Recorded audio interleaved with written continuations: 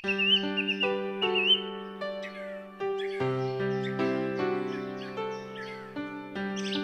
មនេះផ្កាអើយផ្កាទីផុត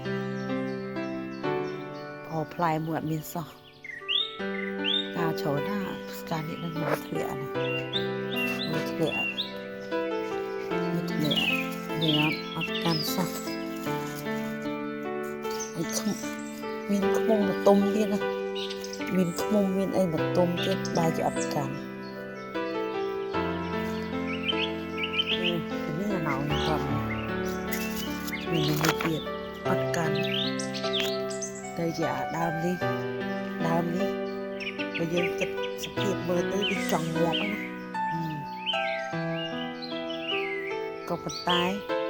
ការវាអត់ទៅចាប់អារម្មណ៍តែវាមានផ្លែនេះមើលឡើងខ្ជូត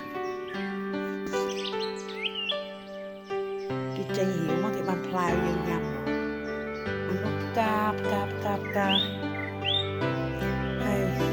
ក្នុងនេះអត់ដែរឃើញផ្កាតែឃើញផ្លែយំហើយខ្ជូតហ្មង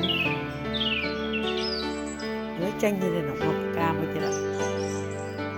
ពឹងនេះផ្កាវាចេញមករៀងស្គមអញ្ចឹងដឹងតែអត់ដែរ